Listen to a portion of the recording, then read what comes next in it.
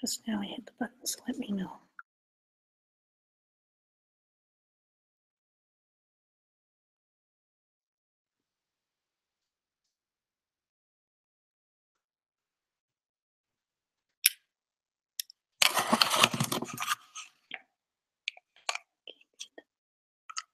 Hi. So I thought maybe we'd do the mandala and prayers in English, or maybe the first time through refuge in English, and then we'll do Tibetan. Okay. It's working. Mm-hmm. Good.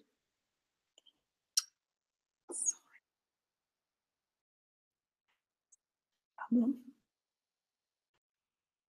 Okay. Here is the great earth, filled with the smell of incense, with a blanket of flowers. The great mountain, the 4 continents, wearing a jewel of the sun and the moon. In my mind, I make them the paradise of a Buddha and offer it to all of you. By this deed, may every living being experience the pure world. Yidam Guru Ratna Mandalakam Niryataya. I go for refuge to the Buddha, the Dharma, and the Sangha until I achieve enlightenment. By the power of the goodness that I do, in giving and the rest, may I reach Buddhahood for the sake of every living being. Sangye Chudang Soki Chognam Janchu Bardu Dakni Kyapsu Chi Daki Chunyen Gipe Sunam Ki Drola Penchir Sangye Drupashu Sangye Chudam Soki Chognam Janshu Bardu Dakni Kyapsu Chi Daki Chunyen Gipe Sunam Ki Droa Penshir Sangye Drupash.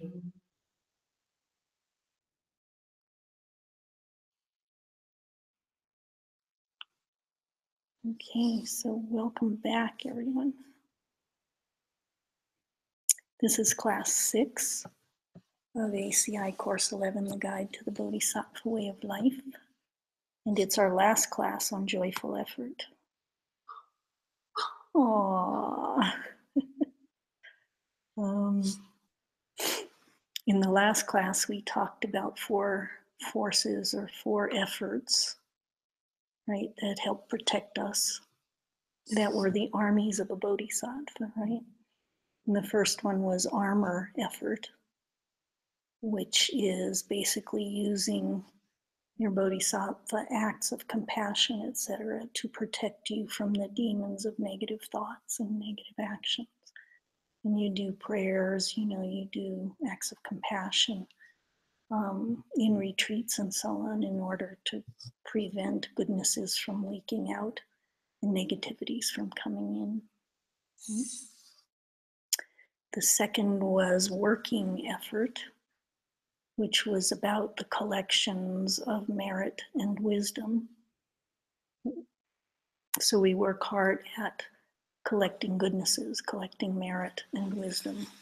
Wisdom from studying and merit from doing good deeds, which lead to the body of the Buddha and a mind of the Buddha. Then there was engaged effort, which is recollection and awareness. Remember, and we talked about those in relationship to meditation. You sit on your cushion and you try to be single-pointed. You remember what you're doing. That's recollection. And when you lose it, awareness pops in and says, wait a minute, you lost it, and then recollection comes back and keeps you on track.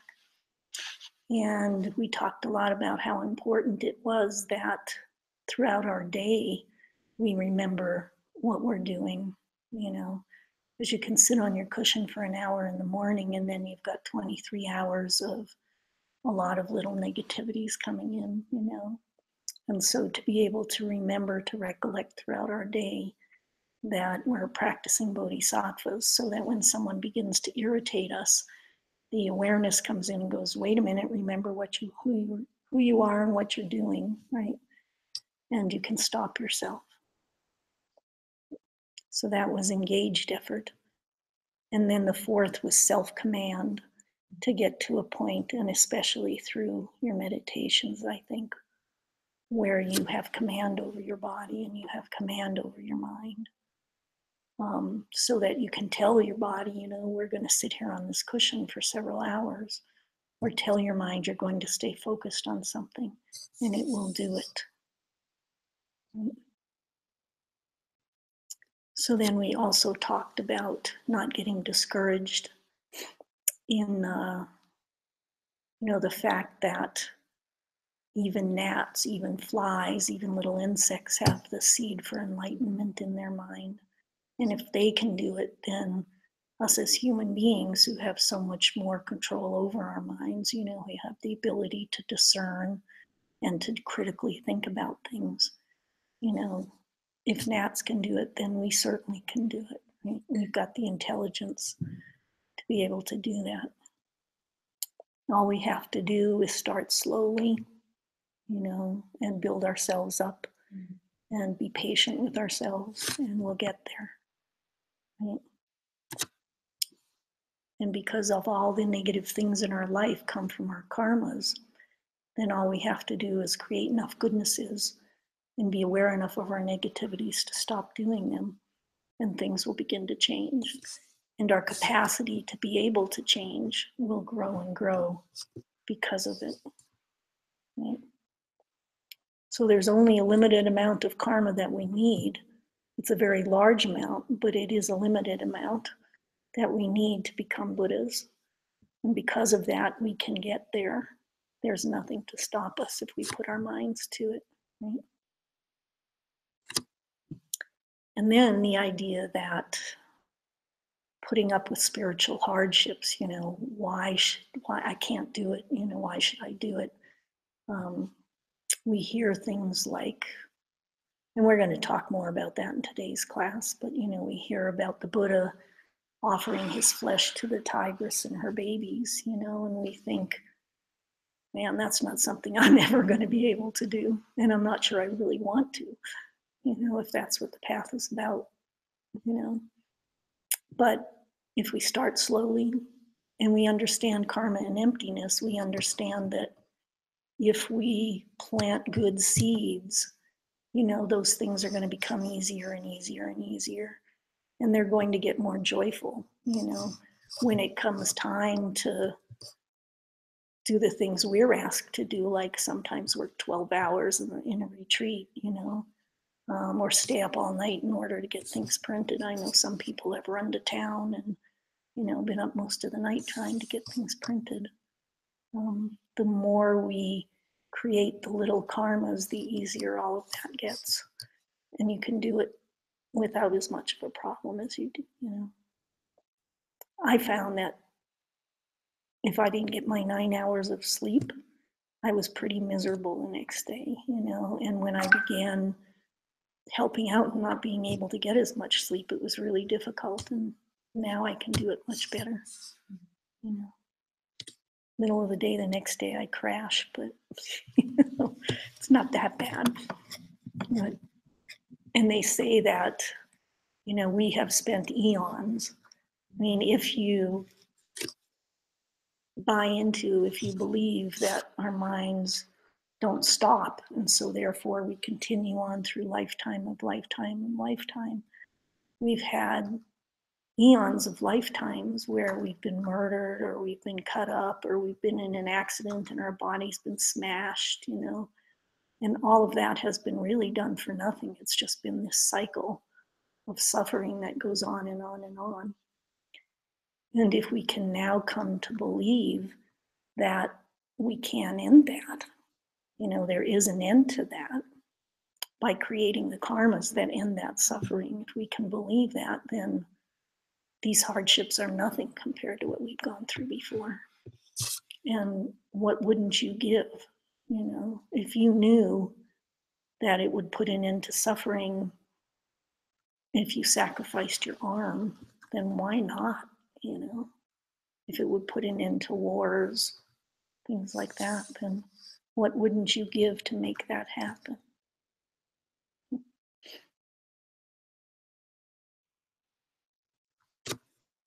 So we're going to continue on with this whole idea of not getting discouraged and what it takes to really become a bodhisattva and to be joyful about doing that. You know? So do you remember what the definition of effort is in Buddhism? Feeling good about doing good. Finding joy, having a good time and doing good things.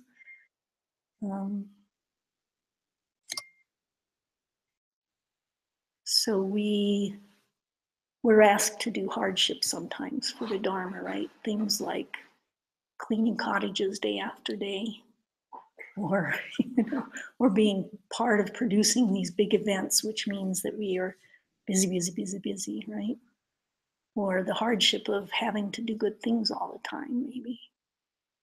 Some of us might find that hard in the beginning.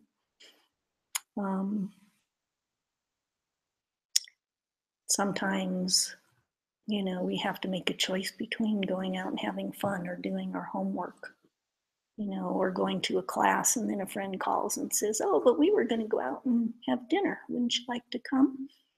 And we have to make those choices about what's more important, right? And when you sit down on your cushion and your mind is just going crazy, it's bouncing around from thing to thing and you can't seem to keep it in tow, that's a hardship to actually sit there and do it, But one day my mind was so crazy, I just got up and said, okay, I laughed and said, okay, that's enough for today, But to get back on the cushion and do it again afterwards, right? But then there's stories like, there's one about Nagarjuna, and I guess there was a mother who really encouraged her son to try to get Nagarjuna to give up his head, and he did it. He gave up his head. He let them kill him. And then somebody told me the story the other day, which I had heard before, but if it's one of you, maybe you can help me with it, that there was a yogi and he just would say yes to everything. He wouldn't, when people would come and give him a hard time and say that he had stolen something, and he just accept it, And one day they brought him a baby and they said, this woman says this baby is yours, and it wasn't. But he just said, okay, and he took the baby and he raised the baby, And then years later it came out, I don't know if the woman wanted her baby back or what, but it came out that it wasn't his baby at all. But he just accepted it. He accepted whatever his karma brought him without creating a lot of upset about it. Who it was? They don't say who it was. No. Some yogi. No, Nagarjuna was the one who gave his head. He let them take his head. And then there was the Buddha, right? And the tigress who was starving and her babies, and he cut his flesh in order to feed them so they could live, So those are stories. It's like, really, we're going to be asked to do those things, Really, we would be willing to do those things. Did he cut his flesh, or did he let them kill himself? As I understood it, the tigress was too weak to be able to eat his flesh. And so he actually cut his flesh off and fed her until she was able, and then he offered his body. Yeah. And the story goes that those cubs were his first students after he became enlightened. Yeah. So really, we're going to be asked to do that? We're going to be willing to do that?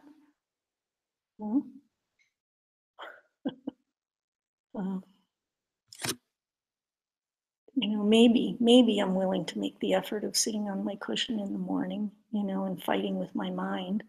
Maybe I'm going to like force myself to give some things because I know that that's going to bring me good karma. And after a while, it gets easier and easier. But am I really going to be able to do those things? So then they go into this whole idea of creating merit, right? That what we're doing, if you understand emptiness, right? And that idea that by doing good things, we're going to bring goodness back into our lives. And by ceasing to do negative things, all the negative things in our life are going to begin to dissipate and disappear. Then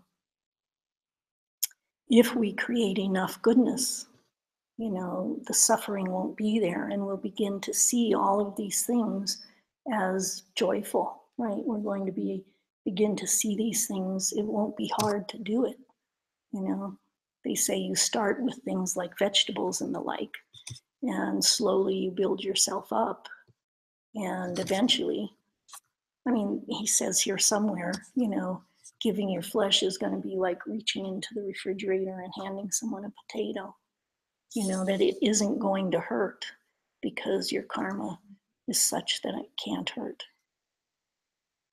You are so clean karmically, you are acting so well that it doesn't hurt anymore. And why is that? Right? It's because of the emptiness of things. They say that we go through our days creating all of these wimpy little bad karmas. They're not anything big, like probably none of us are going to kill anyone. Probably none of us are going to embezzle large amounts of money.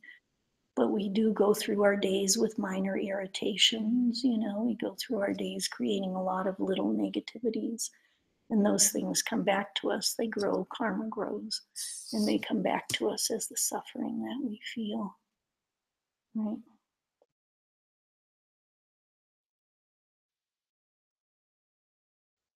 So contemplation 14.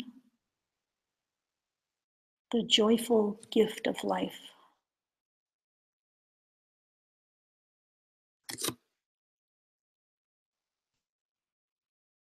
Since they have stopped bad deeds, they feel no pain.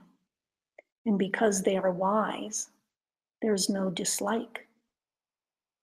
This is due to the fact that thinking of things the wrong way and doing negative deeds harm the body and mind.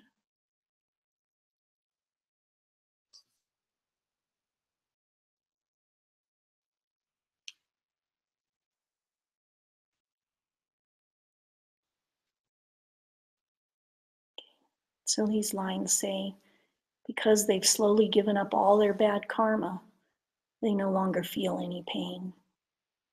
And because they've become wise, they don't have the mental suffering. They don't get annoyed. They don't feel the mental suffering of giving up their bodies or something, right? So why is that?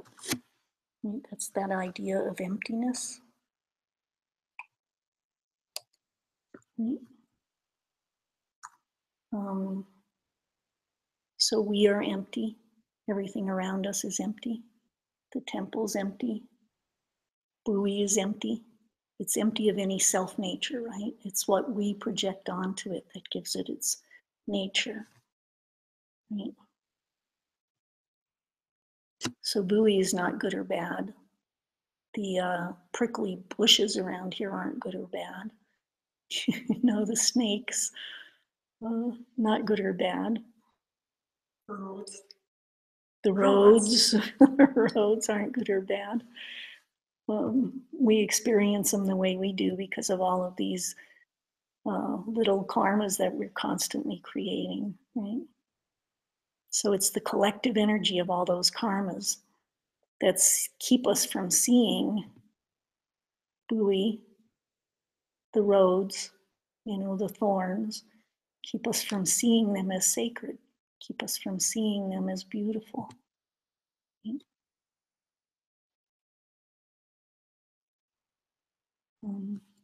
So how do we get to heaven? How do we get to paradise? Is it that we're just going along with our life being like everybody else, and then some wonderful being decides it's time, and they come down and they grab us and they take us to heaven or send us to hell? Is that the way that it happens? Or is it that our minds slowly become more and more purified? Or the opposite, become more and more ugly and unhappy, and we become more and more purified, and eventually we begin to see everything as sacred. We begin to see everything as joyful, and we begin to see everything as perfect and as beautiful, and things no longer hurt us. Purified sounds like we are dirty and we should just clean up and found our inner Buddha and clean him. Yeah, it's been used in that way, right? A lot. But is it not true that as we create good karmas, they call it purified, we get happier and happier. All of the negativities begin to dissipate because we're no longer doing them. All of the positive things begin to build up and build up. So maybe purified isn't the right word, but happier, brighter, gooder. What word would you use? Yeah. When you think of angels, you think that they're pure, right? They don't have negativities anymore in their being.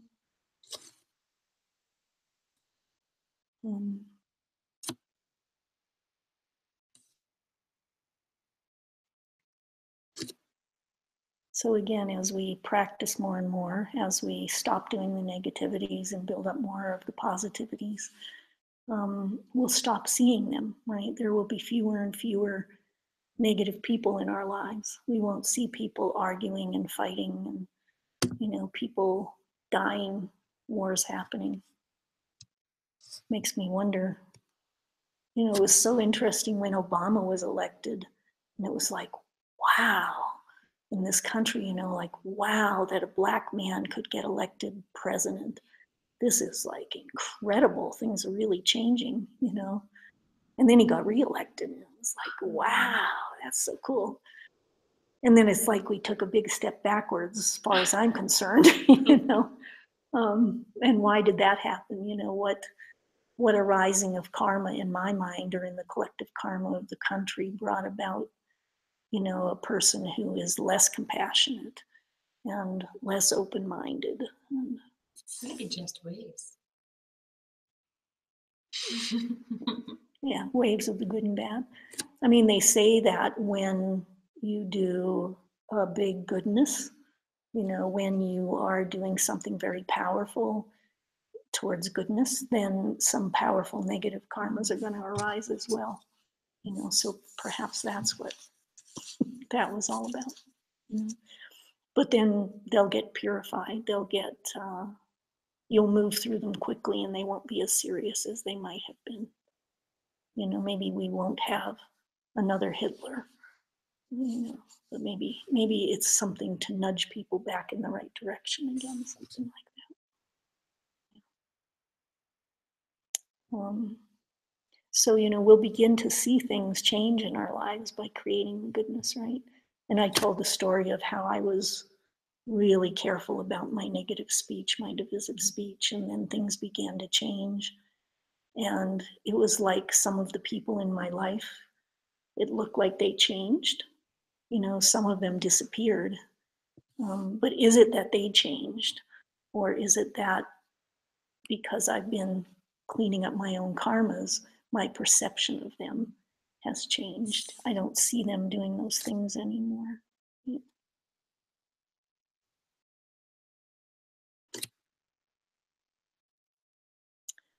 So again, it's our changing karma that will create the world being nicer and nicer for us. So we shouldn't get discouraged.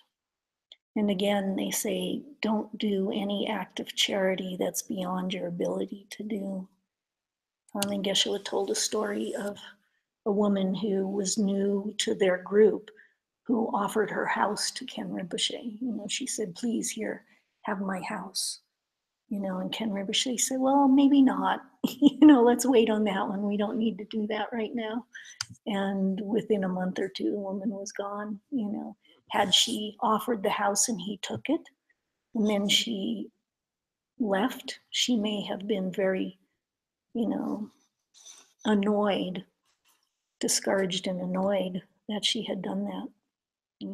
So you have to be very careful not to give anything that you're not ready to give, anything that you might regret, and probably really look into your motivations for giving, because sometimes when you're new to the Dharma, you just want to get closer, or something like that. So you do all of these things, and then if it doesn't work out, you'll resent it, so be careful and watch what you're doing.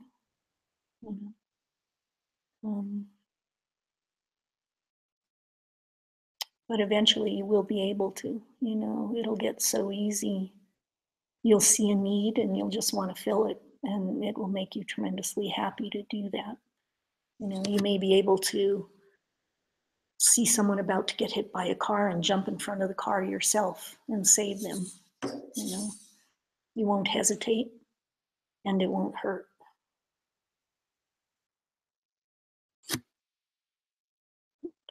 So they say there are two things that cause all physical and mental suffering. Any guesses? Ignorant liking. Yeah, or ignorance in general. Yeah. And then doing bad deeds, which are mostly motivated by that ignorant liking and disliking. Right? So, again, the text says, because they have slowly given up all their bad karma, they don't feel any pain, right? Because they've given up the bad deeds, they don't feel any pain. And because they've become wise, they don't feel any mental suffering. So becoming wise is the ignorance part, right? And giving up your bad karma is the bad deeds part. Well, they say, there's no sadness in giving up your eyeball because you understand the emptiness of it. So two sources of all pain: to believe in a self-existent me and mine is number one. So that's the ignorance part. We believe that I, Tahiya, am self-existent, right? So anything you do that insults me or that hurts me, I'm going to get really upset about it. I think that I'm smart. I think that I'm beautiful.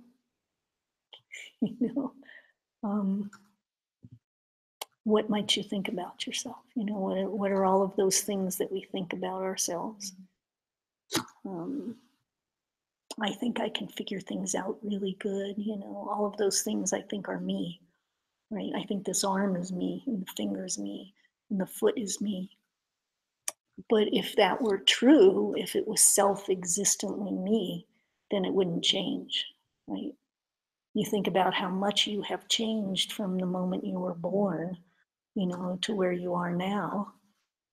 Which was the true you? Was the true you a baby? Was the true you a teenager? Is the true you now? Why? What do you mean, why? Why? If it was self-existent hand, it shouldn't be changed. It could be changing self-existent hand.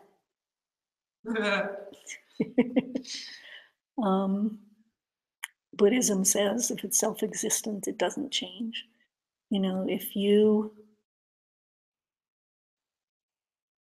If the pen is a pen, then a pen can't break. A pen is a pen is a pen. Why? Do you have any other answer for that? if it's coming from his side, then yeah, everybody would perceive it as a pen and would suddenly know this is a pen, this is a pen. Right. If it's a dog or a human or So, a Martian. so they say a dog doesn't come into the room and say, "Ha, Tahiya," or something like that. Or a dog doesn't come into the room and say hand. Right. They that couldn't say hand, but he can see hand. he can see something, which he then projects as something. Right? Yes. Yeah. Mm-hmm. I think that I can't answer that why. It's like they say when they said God, if there is a God or if there is a primal being, then it can't change. Yes. But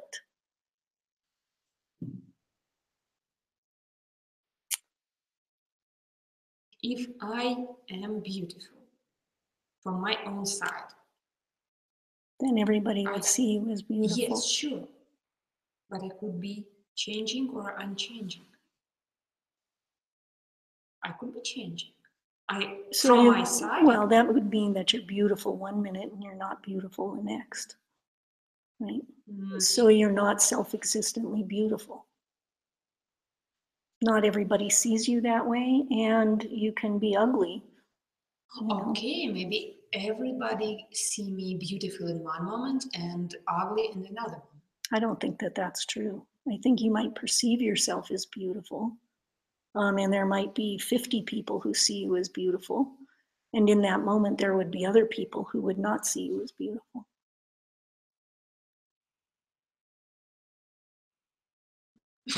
There was that, I think maybe in the first class I talked about the fifth agreement. There's a book, there's this philosophy of the 4 agreements, and now there's a 5th agreement.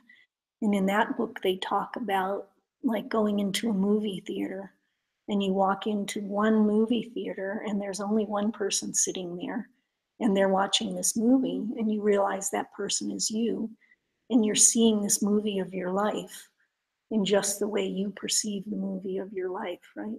Mm-hmm.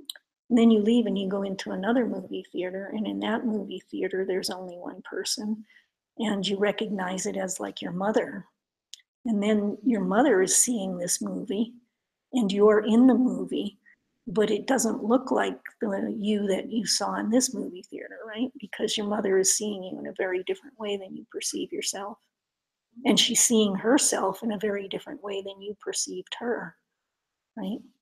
So there is no one mother, there is no one you, because everybody is seeing you in a different way.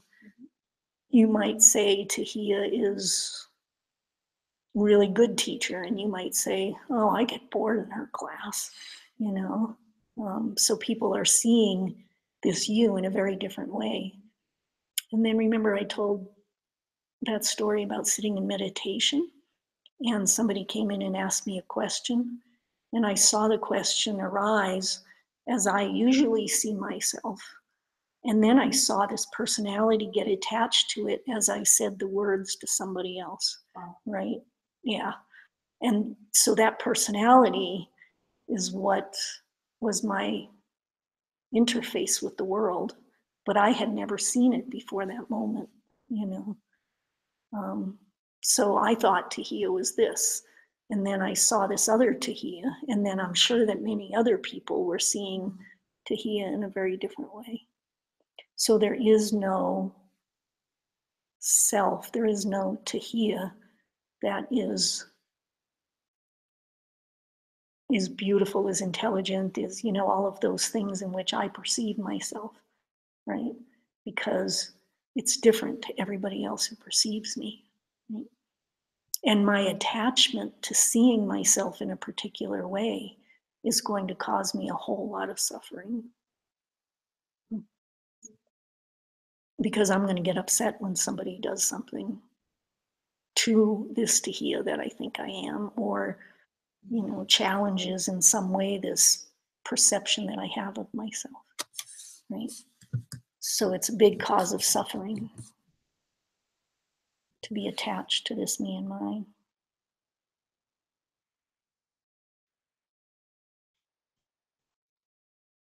You know, as I get older, the perception of myself is having to shift.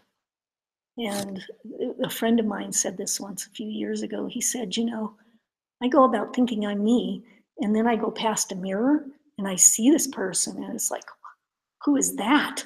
You know, because they've got wrinkles on their face now, you know, and they've got gray hair, they look old, and it's not who I think I am, you know. So looking in the mirror causes suffering because it doesn't coincide with my perception of myself, right? I remember my father had a stroke, and I went to visit him in the hospital, and he said, honey, I start to say things and I lose the word, you know. And I thought to myself, God, that happens to me all the time. You know? And yet he's there suffering tremendously because his concept of himself is not that, you know. And now it's who he is. Mm-hmm.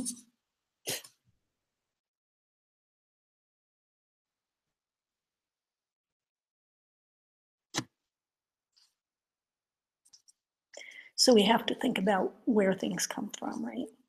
And we go over and over and over this a lot. Like, if you have pain in this life, where did that come from? You know, if you have a physical illness, where did that come from? You know, if you have mental suffering, a friend of mine ended up she put herself in a mental hospital because she wasn't able to sleep, and she was kind of growing crazy. So she put herself there so they could take care of her for a while. She was afraid she might hurt herself or something. Where does that suffering come from? You know, someone is diabetic, they tend to think, you know, diabetes is genetic. You know, if you have someone in your family who has diabetes, then you're going to have diabetes. But is that where it came from? You know, where did the genes come from? Why were you born with those genes? You know, if you have a tendency to develop cancer, why were you born with those genes that would do that? You know, why is that the chemical makeup of your body? Why do some women have a lot of trouble when they have their periods? You know, they can hardly function, and others are totally fine when they have their period. You know, why? Where does that come from? You know, why would God make a child have spina bifida and suffer for 5 days and then die? You know, why does that happen? Or is it our projections based on our karma that have been planted in our mind stream through life and life and life? You know, maybe the child who's born with that disease was killing someone as they died in the previous life or something, you know, crushing an animal, you know, who knows what that karma was that would create that chronic disease or, you know, that mental suffering.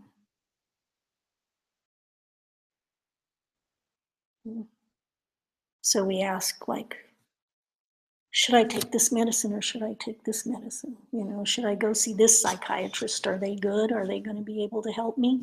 You know, or should I look for somebody else? You know, I have this infection under my finger, and maybe I should go to a dermatologist and have them take the nail off. You know, but who's a good dermatologist? Who's going to do that well and who isn't? You know, is it the doctor? I mean, is it the medicine that works? You know, if you go to this doctor and the surgery works, is it because that's a good doctor? Or is it because you've created the karmas to have whatever doctor you choose and whatever doctor you end up being with be able to fix your problem? People that are medical professionals, you know, Sarani wrote this book, The Puppy, the Pen, and the Chew Toy. She's a medical professional who's worked with people for a long time. And she will tell you that, you know, she can use the same modality on this person as another, and this person will have a miraculous recovery, and that one won't. You know, it won't work for them. You know? You've probably had some of that happen as well. I went and took antibiotics. The antibiotics created a bladder infection, you know, or because I was on antibiotics, I was more prone to a bladder infection. Many people take the antibiotics and get better. Some take antibiotics and have an allergic reaction and die from it, you know. Why is that? You know?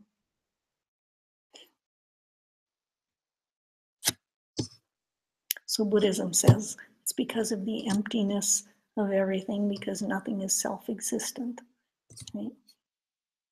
Because we can create the seeds, we can plant the seeds to have whatever medicine we take work. I had a roommate her father, I think, was a dermatologist, and she had books about these awful skin diseases that you could get, you know, all of that kind of stuff. She believed that if you ate all the right foods and if you exercised properly, you know, you would not get sick. So she was obsessive about these things, you know, obsessive about the foods that she ate and about the exercise that she got. And when something happened, she would be like flustered because it shouldn't happen because I'm doing all the right things, right? And I won't die, I won't get cancer because I'm doing all the right things. And there was a woman who wrote a book about food combining, you know, that if you can be a vegetarian and you'll get complete proteins by combining the right foods, right? And she ended up dying of cancer at 50 years old or something like that. Mm-hmm. So is it those things that help us? You know? Or is it that we're not creating proper seeds in order to be able to project a beautiful life? Is it our ignorance that keeps us having negative thoughts out throughout the day, you know, that keeps us from, that keeps us judging people, that keeps us, you know, harming other people in small ways that we're not even aware of, that creates the suffering in our lives? So in the wheel of life, the first link, right, is the blind man. It's the man who doesn't understand these concepts, who believes in a self and me and mine and begins that cycle of suffering all over again. He's in ignorance.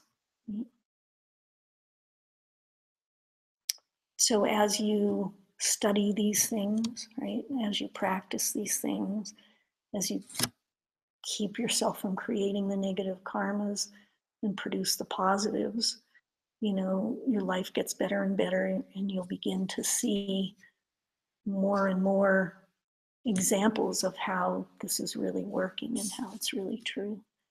You know, you do the experiments, you begin to understand more clearly, because that's a karma as well. As you get higher in those 10 bodhisattva levels, your tendency to see things as self-existent gets less and less. And then once you have the direct perception of emptiness, right? It's like at that point, you've seen that things aren't self-existent. You've seen emptiness. And then you come back and you're still seeing things in the way you always have, but you know it isn't right. You know it isn't true. And so then you're practicing more diligently and you make your way up through those bodhisattva levels, right? At the 8th level, the root of all mental afflictions goes away. You know, your tendency to see things as self-existent begins to go away. Right? And that ignorance is the cause of you doing bad deeds, which is the second part of it, right? Number 1 is ignorance, and number 2 is doing bad deeds. So because you're ignorant, you hurt other people, and that leads to your own pain and suffering, right? Tendency to do wrong things, to see things as Self-existent.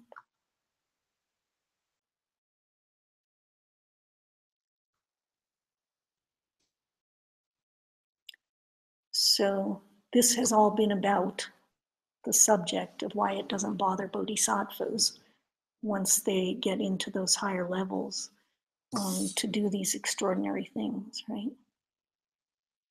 And that's that whole idea that you create the good karmas and you can no longer feel the suffering. You know, it no longer exists in your world.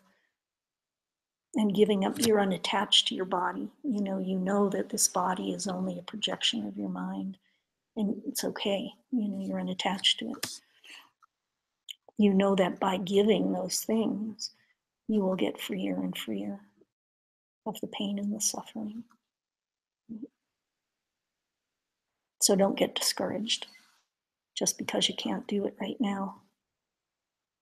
If you practice, you'll be able to do it later.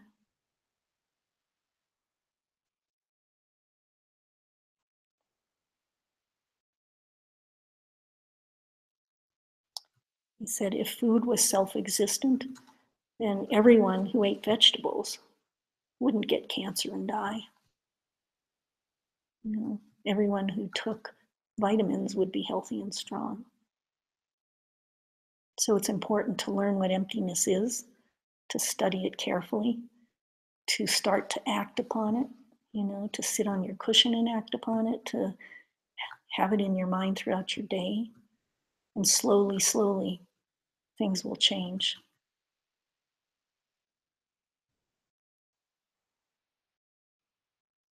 Okay, contemplation 15, the use of power.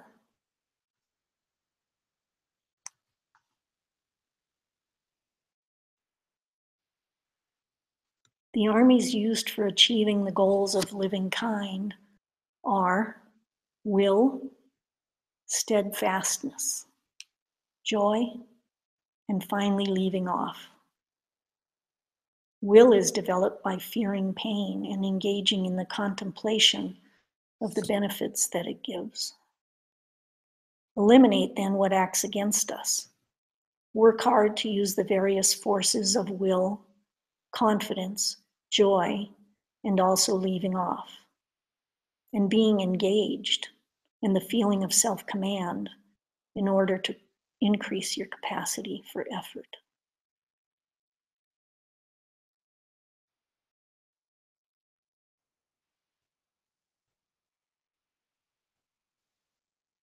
So this tradition has a lot of 4 forces, right? Mm-hmm. We're going to do 4 more. We all know the 4 forces of purification, right? Regret, refuge, resolve, and rectify. And we went through the 4 forces to avoid discouragement, right? Which were your bodhisattva attitude, working hard at the 2 of merit and wisdom, throwing yourself into it, which is recollection and awareness, and being ready to work, command over your body and your mind. So now we're going to do 4 forces that support joyful effort, which, you know, are a lot like the others in some ways. Number 1 is willpower. So what is it that they mean when they talk about willpower? You know, can I will myself to be free of pain? Can I just decide I'm going to go sit in the dentist chair and not feel pain? How do you spell will? W-I-L-L. Will. Yeah. I mean, we can do that to some extent. We have this capacity to separate ourselves from the pain. There was a man, a friend of mine, who taught hospice care. You know, there were books. What Stephen Levine was one of the people who wrote a lot of books about that, and how to work with people who are in a lot of pain and suffering, and how they can work with putting some space around the pain. You know, you're feeling this pain, but give it space. You know, don't just clench up in pain, but give it some space and it'll make the pain less. You know, so there are some techniques that we can do to help with that, but we can't stop that pain. You know, we can take medications that help a lot, and whether those medications work or not is dependent on your karma, right? For some people, the pain is so intense that the medications don't work, right? But this willpower is more about our practice, right? Of having the strength and the willpower to practice strongly. We know the pain comes from the ignorance and from the bad deeds. And if you've created bad deeds, no matter how strong your willpower is, you're going to suffer, right? So this is the willpower of deciding to practice, you know, the willpower of studying, right? And as you begin to get more of an inkling of the tremendous power of this, you know, it makes your willpower stronger and you're willing to put more time and energy into it and make it really happen. You know, the willpower of wanting to know and of wanting to find out. Wanting to practice in order to achieve these things. Number 2 is steadfastness. We say being steady as a rock. STEADFASTNESS. Steadfastness. Not moving, not shifting. Like not, oh, I don't know, maybe I should, you know, or maybe I shouldn't, or, you know, they say investigate carefully, look into things, and make a decision. Am I going to be able to follow through with this? You know, am I going to be able, it's about not taking on too many things, right? Am I going to be able to complete this? You make a decision, you say, okay, I'm going to do it, and then you do it. And you don't let things change you. You know, like, okay, we'll go into the back 40 tomorrow. Well, maybe we won't. So-and-so got sick. So now we're not going to do that. We're going to change and do this, you know. With your commitments to your Dharma practice, you want to be steadfast. You want to decide and you want to do it. You say, I'm going to do this practice every morning for the next 10 days. You know, before you decide to do that, look at it carefully, be sure that you're going to be able to finish it, and then do it. And stick with it, be steadfast. Right? You know, in our country, current culture of our country, we work 40 hours a week and we work 50 hours a year and we get 2 days off to live our life, you know. And do we have the time within that to be able to do these things? You know, will you find the time to practice? You decide that you will and you make it happen.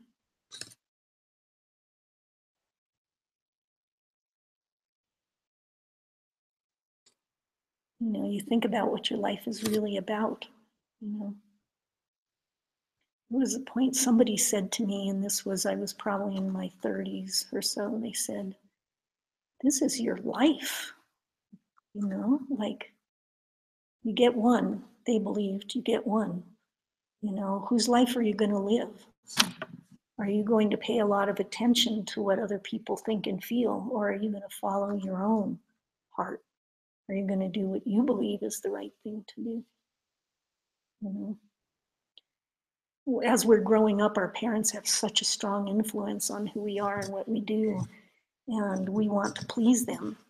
And so we act in certain ways in order to please them. Some of those things aren't very nice that we do, you know, and you have to make a decision, you know, whose life am I going to live? What am I going to do? So before you start something, think about it carefully. Even if it's a virtuous project, you don't want to create a karma for beginning to do something nice and then not doing it. For people to begin to help you and then stop. That's not a good karma. So Shantideva actually says, not doing it is supreme. He doesn't say it's a good thing. He says it's supreme to not do it, right? So if you're going to start something, do it. Otherwise, don't do it. It's supreme to not do it if you're not going to follow through with it. Right? And they say, like a mad dog, just clench your teeth onto it and don't let go. Until you die or until it's done.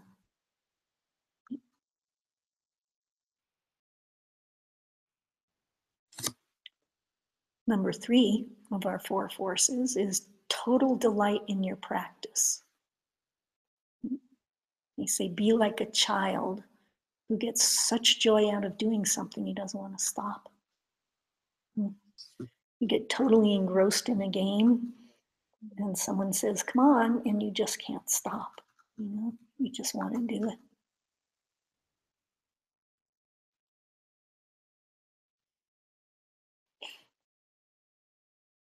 Your mom might say it's time for dinner. I was with my mother and had my 3-year-old daughter with me.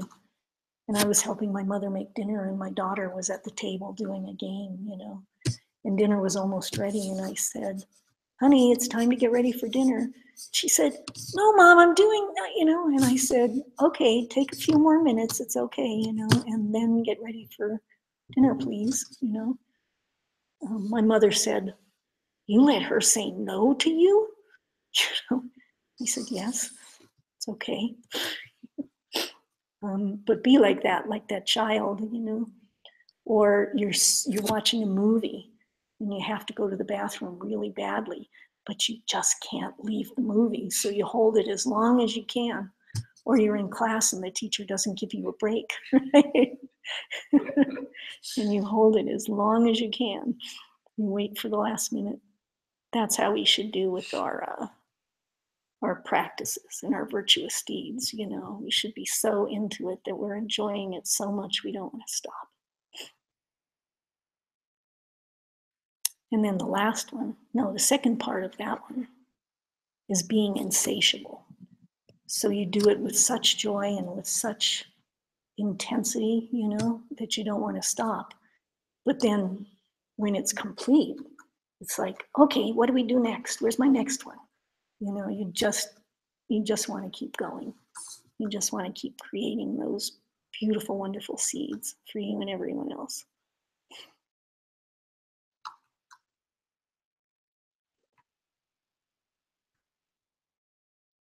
And then number 4 is leaving off. Can you guess what that one's about? Yeah. You have to know when it's time to stop too. You have to know that, if I do this for another half hour, I'm going to start getting grumpy with people. I'm going to start getting irritated, and that isn't good, so I'm going to stop now. Mm-hmm. Or if you stay up all night to complete something, the next day you're going to create a bunch of bad deeds because you're too tired, or you're too irritable. I get to knowing that I have to eat something or else I'm going to start being nasty. So he calls it the force of refreshing yourself. Knowing when to stop, knowing when to take care of yourself. And then I also thought, in the last few years, I've been in a kind of supervisory position. And like in the commissary, when we used to be getting food ready for the retreaters, we'd get in these big orders and we would have to divvy it up, you know, between all 34 people or something. And I could see some people just wanting to keep going and know that, you know, they're getting too tired or their back is starting to hurt. You know, you could see somebody's back was starting to hurt.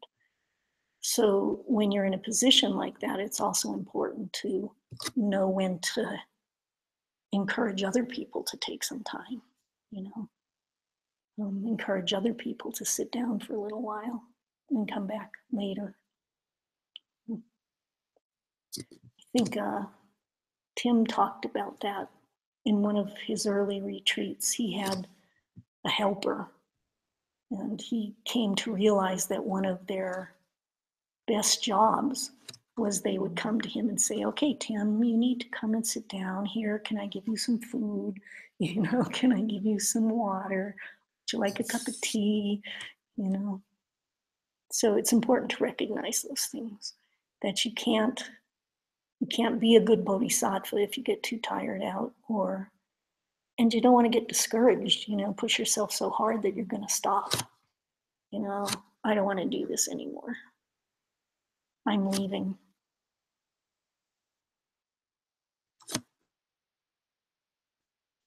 So on that note, should we take a break?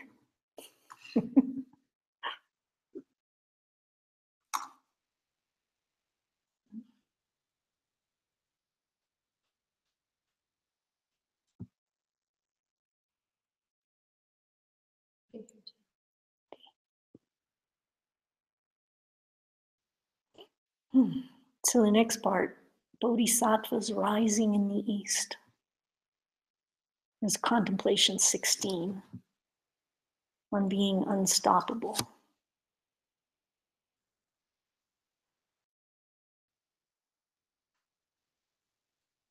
Rising in the East. Mm-hmm. On being unstoppable.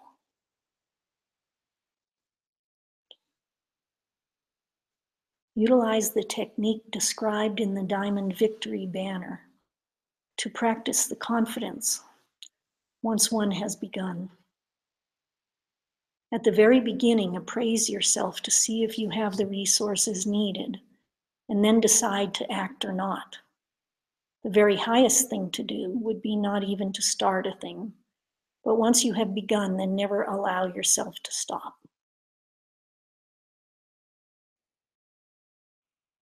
So we talked about that. And there's this Diamond Victory Banner Sutra. So what's a sutra?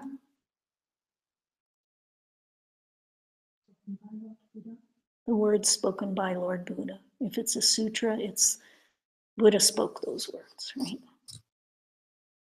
And in this sutra, they talk about. Sometimes no.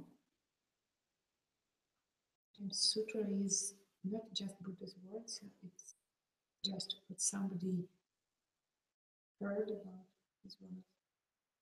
It's all written down by people who heard about his words, but it's his words. Ask Geshe-la. Geshe-la says this over and over and over again, that a sutra is the words of the Buddha. I think it's just the Heart Sutra. It was not directly spoken by Buddha, but in his intention. I think that there might be one other, but I'm not sure. But yeah, that was Maitreya, or it was one of, yeah, anyway. Yeah. Okay, so in the Diamond Victory Banner Sutra, they talk about bodhisattvas like the rising sun, right? Shining indiscriminately at all beings. Do you know the word indiscriminately? That means it doesn't say, I'm going to shine on you, but not on you, right? When the sun rises, the sun shines, and everybody is affected by the sun, right? But they say, like in a big city, there may be somebody who's blind, right? And they don't see the sun. They don't know the sun is shining. They can maybe feel some warmth, but they don't see light, right? And then there will be others who are standing in the shadows of the buildings. And he says, some who have positioned themselves such that they won't see the light, you know, which is an interesting metaphor.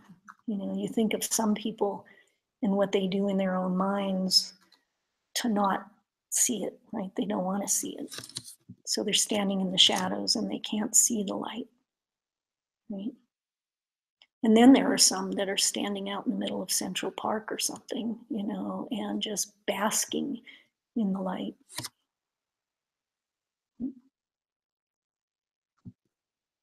So this metaphor is, you know, as bodhisattvas, we want to be this shining light in the world, right?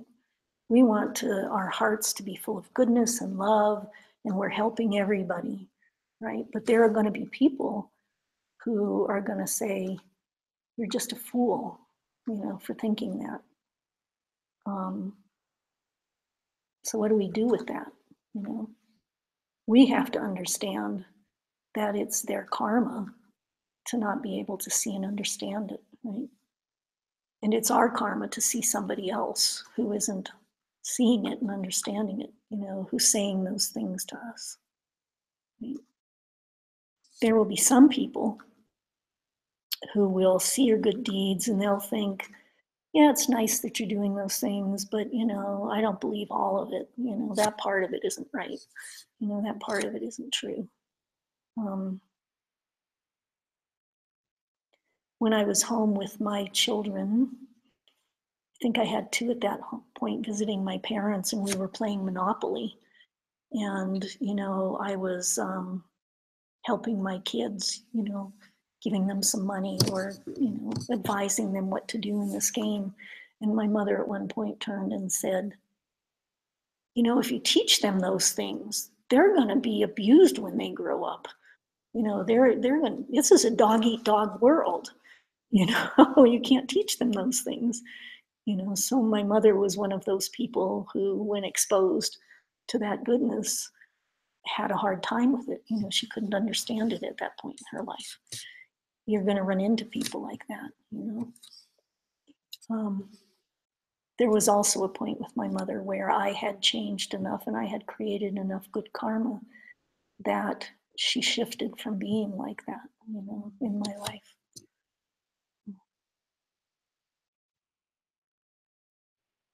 So we have to, you know, we have to understand that there will be people like that in our lives and we shouldn't let it get us discouraged, right? The more and more we continue to do the good deeds and the more and more we stop those bad deeds, you know, those people in our lives are going to change. You know, they're going to become different. They're going to begin to open their eyes, right?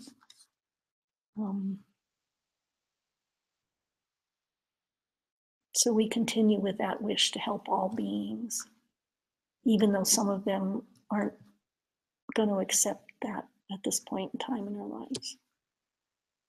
So they're reflecting their own karmas and they're not reflecting your goodness. You know, you need to keep up with the goodness in order to change things. And you'll begin to find people listening and appreciating what you have to say. So contemplation 17. This one's called Alone, by myself, if need be.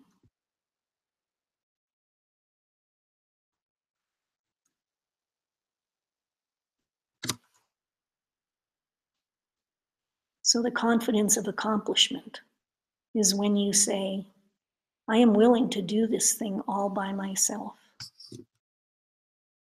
The entire world lives at the mercy of their mental afflictions.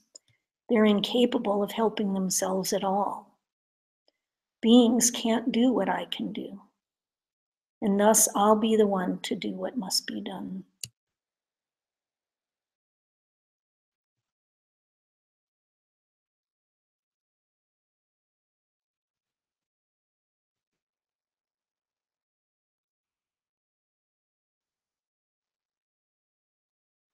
So we know how rare it is to hear these teachings.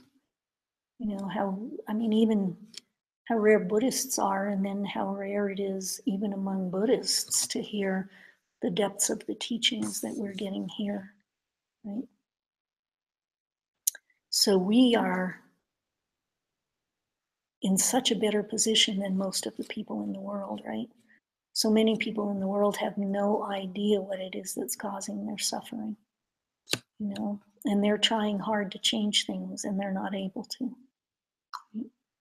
So we need to think that we're going to do whatever it is that's necessary, even if nobody else agrees with us, right? Even if your mother says to you, you're never going to get anywhere if you think like that, you know. We have to have the strength to be able to keep doing it and to be able to eventually change them, right? So even if nobody else agrees with you, even if you're in a country where this wisdom isn't there at all, you know, we need to persevere.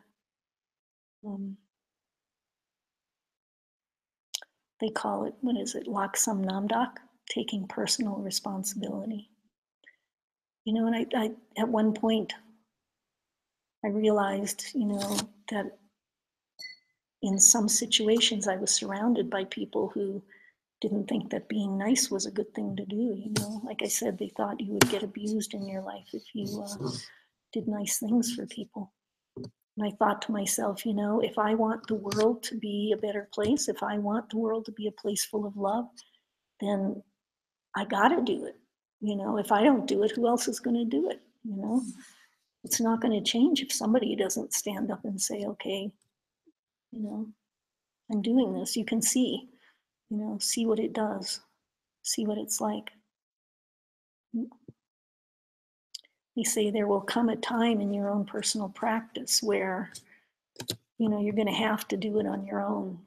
You know, it's like, you know, people who are going on diets, you know, I'll go on this diet. You want to do it with me? You know, let's do the diet together because it's so much nicer if someone else is doing it with you. But then the person that you're doing it with decides, well, I'm going to go out and have some cake tonight. I'm going to like really splurge. And, you know, at some point you have to decide, am I going to do that? Or is this important enough to me that I'm going to do it? You know, with the practices. Am I going to get up and be the only one going to meditation in the morning? You know, or do I need everybody else to go too in order to make it worthwhile, or to do the yoga practices? You know? Am I going to do it all by myself? Everyone else is going to go out and party, and I'm going to stay home and work on my class, like I didn't do. So, you know, if you're learning a sport, or if you're, you know, building your muscles, you know, whatever it is that you're doing, there comes a time you have to make a decision, even if other people aren't doing it. Are you going to continue? You have to be self-motivating. You know, you have to find that within yourself.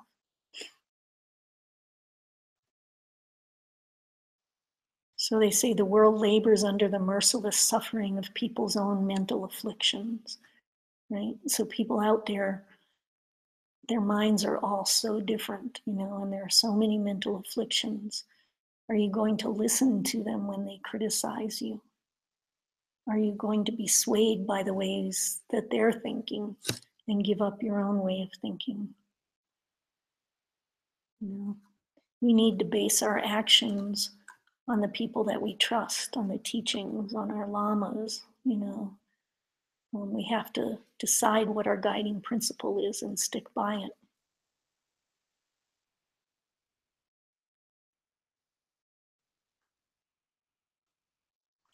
So maybe if the whole world stands up and says, we're not going to help you, you know, you're going to do it yourself.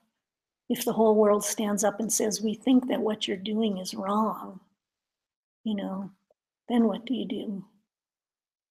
Maybe you sit down and you think about it, you know. Could they be right? Am I wrong? You know, rethink it and make a decision, you know, and then do it. Every class is about my just what I think about just this day or yesterday. Just Just at the moment. Yeah. Wow. Yeah. Well, they also say that once you're presented with one idea, it's going to roll around in your mind. And even if you agree with it, then new questions are going to come up and new things are going to arise. And then the next class answers those questions. How can I create this class? Isn't it wonderful? Unbelievable. Yeah. Geshe calls it kadampa too, I think. It's that when you get to a place in your life where, you're creating karmas so rapidly and intentionally that the minute you think of something, an answer comes from somewhere. The minute you have a question, the answer comes. Maybe it takes a few days. They call it kadampa, I think. So then he says, if they stick you up on a cross and put nails through your hands, if you know it's the right thing that you're doing, you do it, even if that's what's going to happen.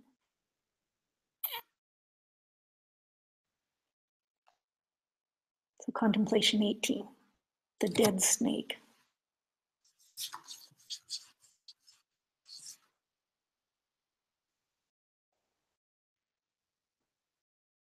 If he encounters a snake that's dead already, even the crow can emulate the deeds of the great Garuda. If I continue to act like a weakling, even a minor slip in a vow will be able to do me damage.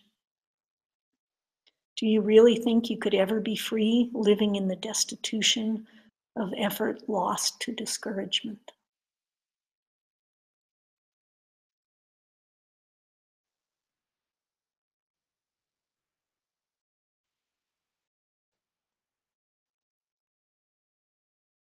So, the Garuda, I guess, is this huge bird with huge wingspan that's, massive and powerful. And it's not a real bird.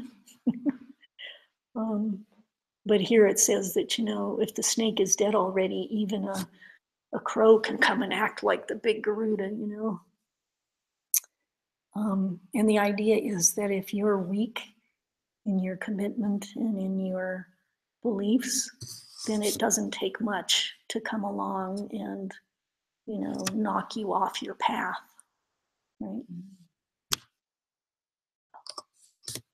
So it's important, again, look at things, study things, experiment with things, get some commitment, If you don't have much commitment, then even breaking a small vow can make you so discouraged you won't continue, If you don't have commitment, if you haven't thought about it and studied it and, grown in commitment and belief, then anybody's criticism can knock you down, Living in the destitution of effort lost to discouragement.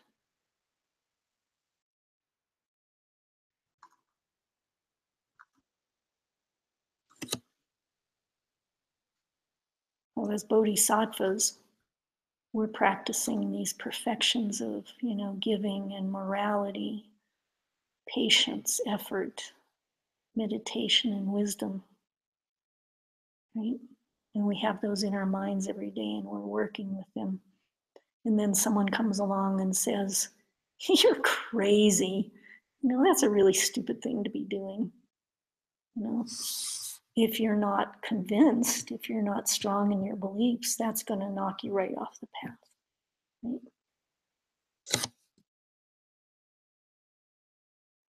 Yeah.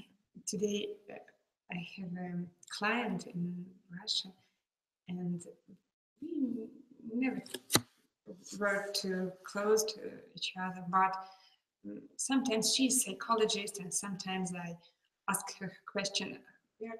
She's my client for maybe 12 or 14 years. And sometimes I asked her when I was small, and she was psychologist. She is. And after that, I grew up, and now, today morning, she, no, maybe a couple days ago, she asked, "Where are you? Why are you in America? Are you married there?" I said, "No, I am in a retreat center." She said, "Wow, what is it?" I said, "No, it's a place, it's in the desert, and a few cottages, and nothing around it." She said, "Wow, it's so interesting." And today she wrote me, "Oh, I have a lot of questions for you. May I ask?" And we talk maybe about an hour. And she was just looking at me as a baby, as a small child. And she said, "Oh, look, I have a cup. Tell me about what are you doing there?" And it was all our, I saw just a child in her. She's about 55, something like that. And she said, "I still have a lot of questions. Maybe talk later. One more. Could you call me, please?" Wow, what happened? I didn't understand. Why? Yeah. You mean she was really interested? Yeah. She was, Did you found yourself? Did you found your way? Oh, I would like to be with you. Oh. So you've been creating many goodnesses. Yeah. Helping other people understand. I don't know what can I say to her. Tell her about emptiness. No, she isn't ready. Just, "Oh, I would like to go to your desert and live in a cottage from earth." Oh. Yeah. Because she's a psychologist, she work with people, and she didn't find herself. Yeah. Yeah. I think a lot of people go into psychology because they want to find themselves and understand better. For me, it was a strange experience. Just something happens. I've never had this thing. But Yeah. okay. Yeah. So proof? I mean, can you see that as a direct result of seeds that you have planted? That something like that would begin to happen in your life? It means I should have seeds when I did the same thing to others. Ask them, "How did you do it?" Seeds of devotion and interest and curiosity. Yeah. Yes. Yeah. Okay. And one guy said, "Are you going to be a nun? Don't do it. You are too young for it." And where did those seeds come from? Think about it. Tell me about your decision. Why did you decide this? Don't do it. You aren't ready. Believe me.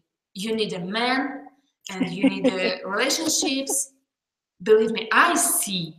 Right. So you can see where those seeds came from too. Yeah. Right? And they said, "Oh, how did I plant you?" I said, "Okay, thank you very much. I'm appreciative. Thank you. I will think about it. Goodbye."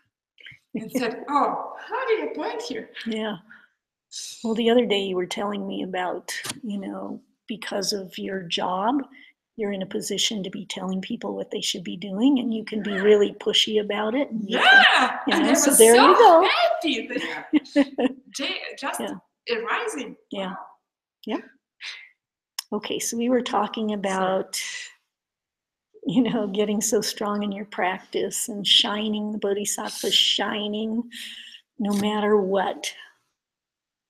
You know, when the sun rises, it doesn't say, oh, that person doesn't like me, I better stop shining, you know, something like that. You just keep shining, you know, whether people appreciate you or not, whether the woman wants to find out all about what you're doing because it's so wonderful, or the man thinks that you're the worst, you know, you're getting yourself in all kinds of trouble here, you know, going down the wrong path, get involved with the wrong people. So don't let things stop you. You know, there will be obstacles. The bigger the goodness you do, the bigger the negative karma that will arise. I don't quite understand that one. I've still got that one on my shelf.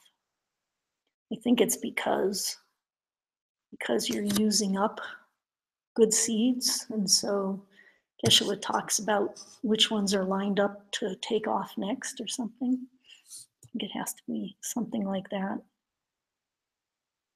So have confidence and keep going. If people don't like it, that's fine. You know, you just don't talk to them about it. You just don't force things upon them, you know.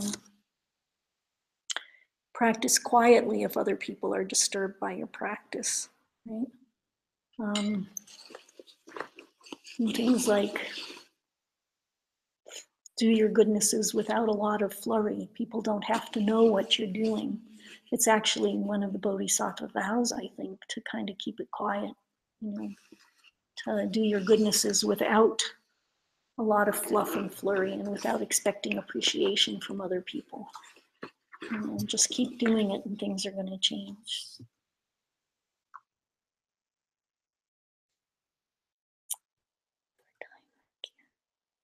Contemplation 19. Determination, but not pride.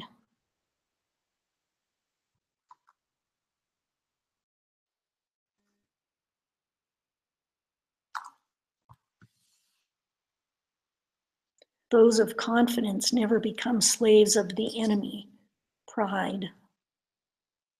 Others have turned to slaves. Those whose hearts are filled up with the affliction of pride are by this thought dragged to the lower realms. The feast of a human life is too destroyed for them. As servants, then, they eat the crumbs from another's table. They are stupid and ugly and always feel uncertain of themselves. And every person they meet abuses them.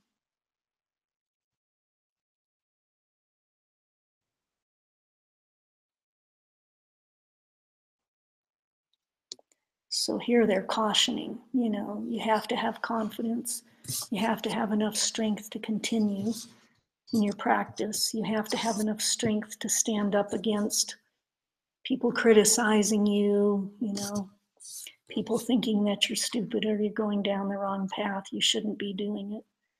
But you have to be very careful not to let pride seep in, because pride is going to create karmas to have you lose all of the things that you're treasuring, all of the things that you're proud about. Confidence allows you to bring your virtues to a successful closure. Confidence allows you to continue on the path and not be stopped. So they say, be a tough guy, you know, in Geshe-la's teachings. I think he said, Rinpoche said this, it's like, be like Dirty Harry. Years ago, there was a movie about a cop. He was a good cop, Dirty Harry, and he was a tough guy, you know, and you just don't let things stop you. These days, we have our superheroes like Thor. You know, we went to the movie the other day, right? And Thor, he'd be smashed and he'd be, you know, and he just got up and he kept going, right? 007 does that too, right? And Wonder Woman got crushed numerous times, right? Withstood things no human can withstand. And they got up and they kept going, you know. That's what confidence does for you. You have confidence. I remember I didn't watch Iron Man for a really long time because I really don't like bang 'em up, shoot 'em up movies, you know? But Iron Man was so funny, you know, and he's this guy he's just a good guy and he gets smashed and he gets up and he keeps doing it, you know. He finds a better suit and makes it better, you know, just keeps going. But pride makes you do things that are going to be bad karmas. You know, it makes you do things that are going to take you down and cause suffering in the future. And they say the reason people feel pride is because they don't understand, they're ignorant of the workings of karma and emptiness. Again, you know, they think they're attached to me and mine. I am really intelligent, you know. I'm such a good teacher, you know. I'm successful. I've made all this money. You guys, you're not smart enough to do that, you know. I'm beautiful. You know, you're not as beautiful as I am. You know, it causes you to put other people down, right? It sets you apart from other people. And you think those qualities are self-existently you, right? And you don't understand that they came from being kind to other people. They came from being generous with other people. You know, they came from generosity brings beauty, right? Generosity brings money. Generosity brings success. All of those things, they came from you're doing good deeds in the past. And Master Shantideva says the ironic thing is, if you continue in prideful behavior, you'll go immediately to the hell realms. You know, it's going to take you down. So then they list 8 things which are the result of ignorant pride. And again, ignorant pride comes from ignorance, confidence comes from understanding. Number 1, pride will drag you to the lower realms.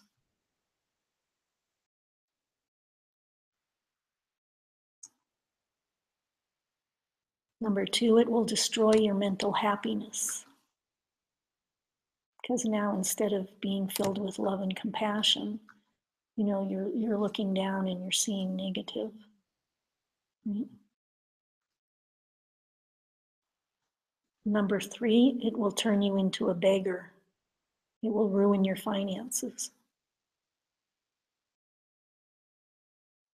You have to think about these things, I think, to see where it might come from.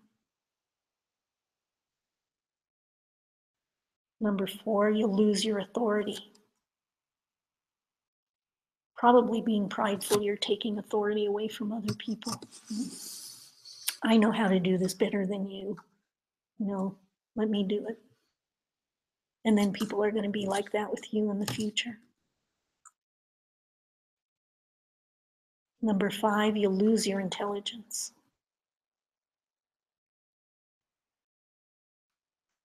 I suppose if you see other people as ignorant and stupid, then people are going to see you in those ways too. Number 6, your physical appearance will be ugly to others.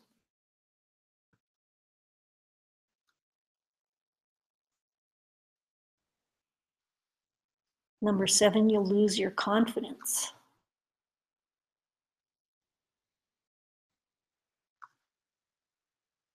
And number 8, others will abuse you. And again, prideful behavior often makes other people feel that way, right? Prideful behavior will cause you to abuse others or make others feel small, make others feel unintelligent, make others lose their own confidence.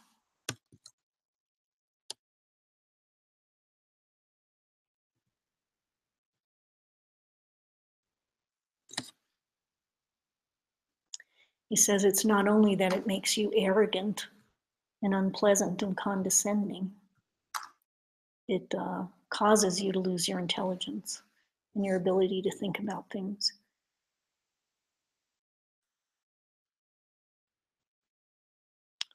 And then Geshe talks about it being a very common cycle in businesses.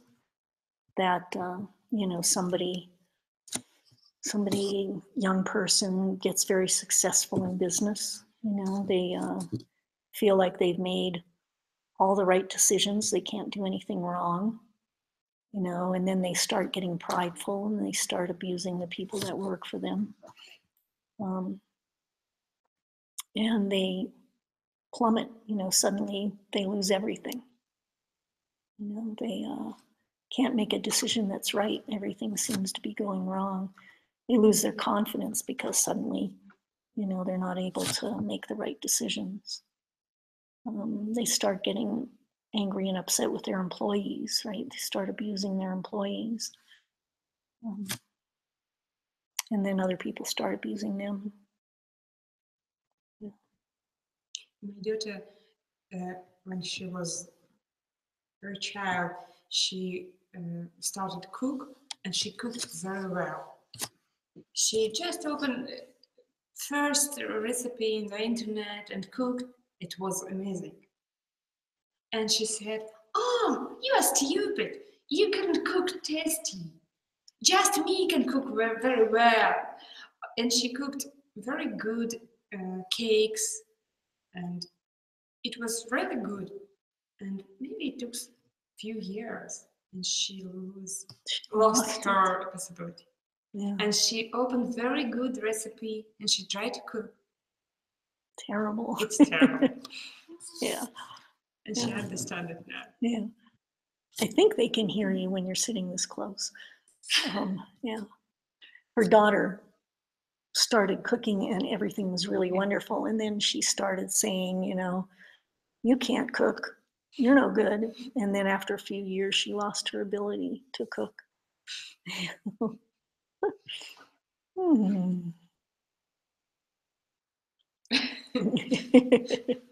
She's been doing a lot of good deeds in the last, yeah. Someone said she found it again. Yeah. So now we come to this concept of a honey on the razor's edge. And you can imagine, you think about this yummy honey on a knife and you go to lick it and you cut your tongue, right? And the idea is that our short-term happinesses that we are so attached to are often like honey on a razor's edge. You know, because we are willing to do negative things in order to get those, you know, we're willing to take somebody else's partner because we have this passion for someone, you know, we're willing to take the last piece of pie because we really want it, even though we know someone else wants it, you know. Geshe-la tells the story of going into a donut shop, you know, and dreaming all day about this maple donut, you know, and you go into the donut shop and there's one maple donut in the, you know, and he's walking up for it and this elderly couple comes in and the woman says, "Oh, I can't wait to get my maple donut," you know, and he's ahead of her and he can go and he can take that last maple donut, you know. But what happens when you do that is that you won't get any other maple donuts. You know, you'll go to find maple donuts and there won't be any. So the best thing you can do in that situation is offer the maple donut to the other person who wants it. Or at least cut it in half and share it, right? Yeah. Yeah. So doing the right thing to get what you want gets you more and more and more of those things, right? But doing the wrong thing to get what you want, hurting someone else to get what you want, brings you negativity in the end. You know, it's like being on your deathbed and suddenly seeing everything that you've done for what it was, you know, and what it's going to bring you. That's the razor's edge.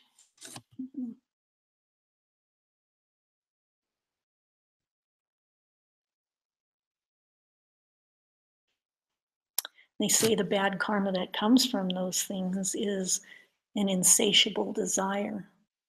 You know, that would be like an addiction, right? Or like being, they talk about hungry ghosts. the realm of the hungry ghosts, where you have this insatiable desire. You just want, and you want more and more and more, and you can never get enough. And you see some people with a lot of money are like that. They just have to keep getting more and more and more. Like perhaps some of our current politicians who want to pass a tax bill that's going to make the rich more and more and more rich, but it's taking money away from all the poor people. That's honey on the razor's edge.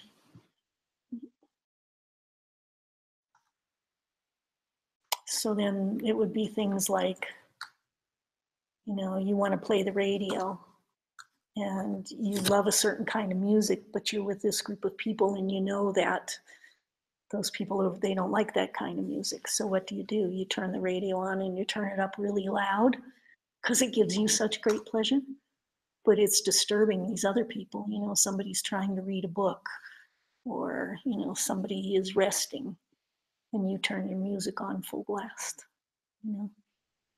That's going to bring you a lot of pain and suffering in the future. That's the honey on the razor's edge.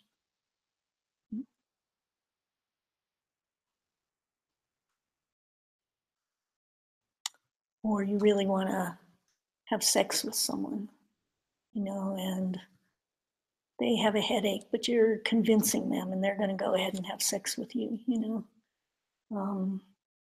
You're getting a lot of pleasure out of it in the moment, and it's going to bring you a lot of suffering in the future. Right? You're forcing someone to do something they don't want. Okay, contemplation 20. This one's called the lion.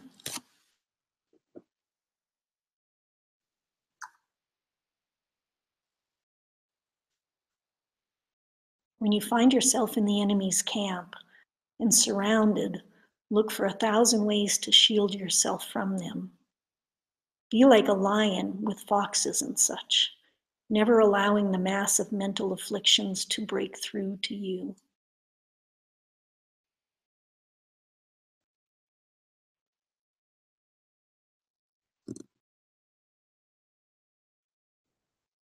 So, we all make plans, right? We listen to this class and we leave and we think we're going to do all these wonderful things. And then within minutes, we get angry with someone, or we do something, or we get judgmental, or something arises in our mind that isn't very nice. Or, you sit down and you do your book, and Geshe will say, you're writing in your book, I will not have this negative thought, I won't be angry. And then even before you're finished writing, those thoughts are going through your mind again about how angry you are, So we can make plans like that, and the negative afflictions are like all over us, right? And this says, be like a lion, build up that strength, be strong enough that those little foxes of mental afflictions can't overpower you.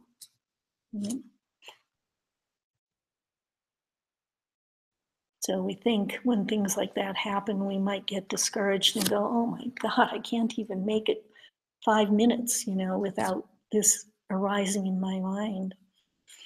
They say at that point, you have to remember, you have to remember emptiness, you have to remember karma, you have to remember that you're starting with the small things.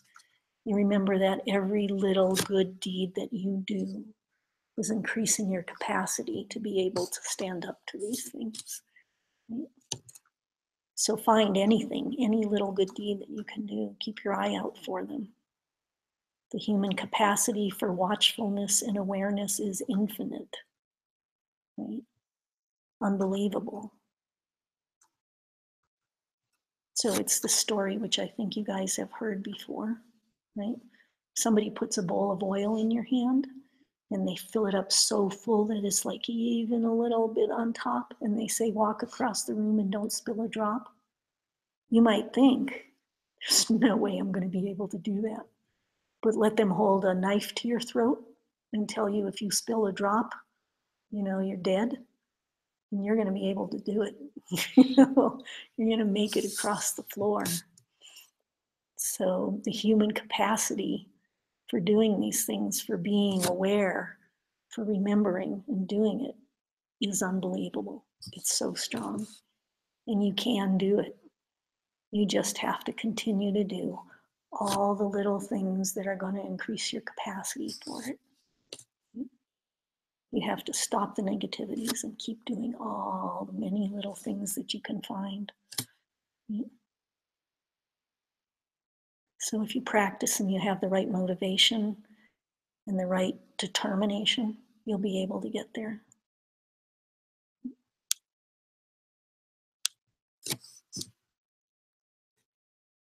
That's class.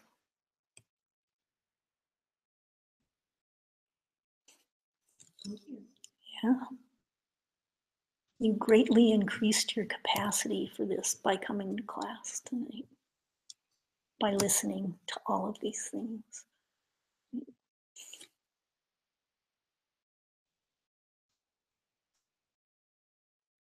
you have any questions?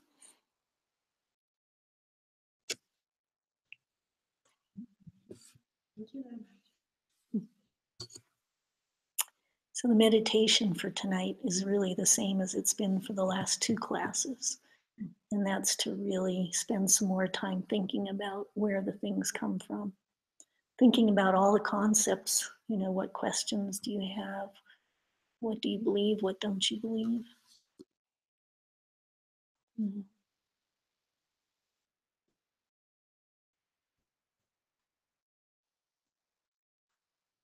And then he says, contemplate as well upon the fact that most people don't even worry about these things. Most people don't even question these things, And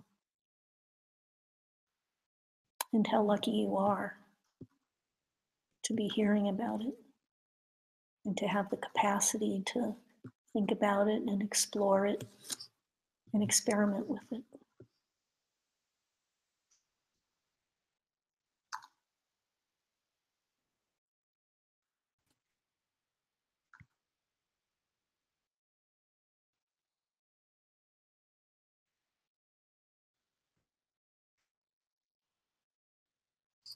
Okay.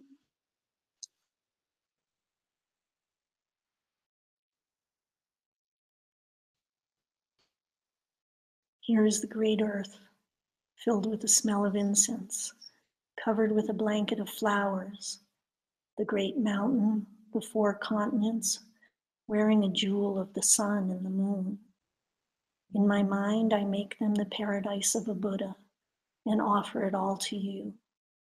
By this deed, may every living being experience the pure world. Idam Guru Ratna Mandala Kam Gewa Di Kewo Kun Sunam Yashe Zok Zok Shin Sunam Yashe Jungwe Dampar Kuni Topar Shmo. And then let's each of us do our own personal dedication, dedicating all the goodness that we've done here to something personal to ourselves.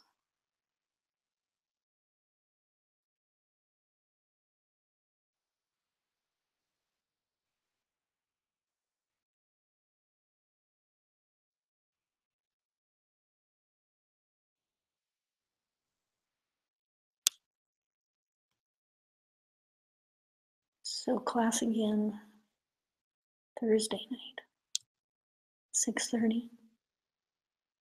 And I'm not sure where we'll be. If it's really cold, and it might be, we might sit someplace else.